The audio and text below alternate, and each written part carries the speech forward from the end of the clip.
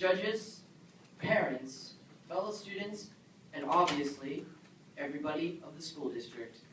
You know, the other day I had a very deep thought. I thought I'd share it with you today. The day our lives start to end is the day we become silent about the things that matter. Let me just repeat that for a second. The day our lives start to end is the day we become silent about the things that matter. I really did think that thought. Not bad for a sixth grader, huh? Well, it wasn't my thought alone. All right, it wasn't my thought at all. It was written by the great civil rights activist, Dr. Martin Luther King Jr. Had I continued my speech and let you think that quote was my own, it wouldn't have been honest. In fact, it would have been worse than that. It would have been plagiarism. Plagiarism is the act of presenting another person's works or ideas as your own.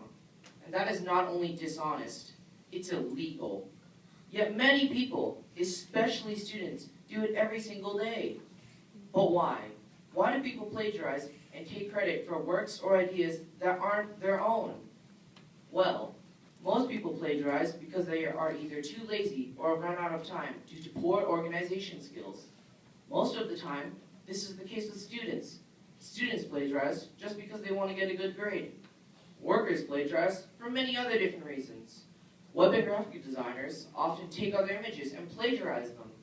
Co-workers could share an idea with you, and if you take credit for it, it's plagiarism.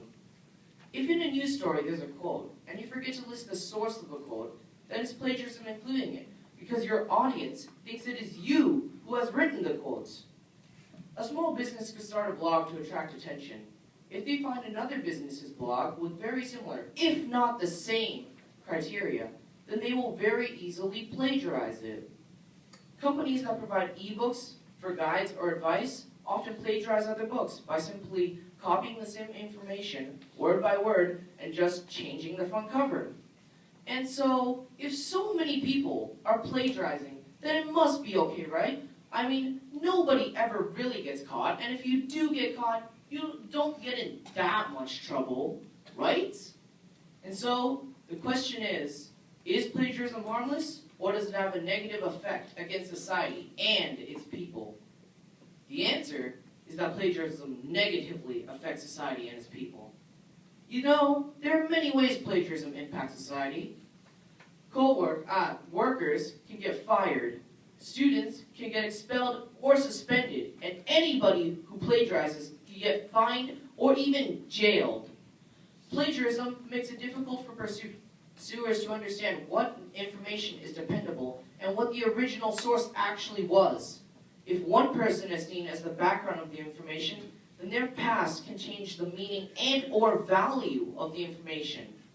Information can impact future articles, papers, or whatever is written, because the new information is unintentionally or unknowingly based off unreliable sources. Can you imagine what it would be like if the whole world plagiarized? Just take a moment to imagine that. Misinformation would be spread and accepted as the truth, and eventually the whole world would be misinformed. So how? How can we stop plagiarism, or at least reduce it? Well, it really starts with you, because it is you that becomes the plagiarist. You need to have integrity and decide in your heart that you will not cheat. If you are dishonest and give in, eventually any success you have or have gained will crumble, because you lack the skill and or knowledge you should have developed because you have cut corners. A good reputation is worth solid gold. If you plagiarize, that reputation is forever tarnished, and you have a long, difficult, if not impossible, task to repair that reputation. That is what I have to say about plagiarism.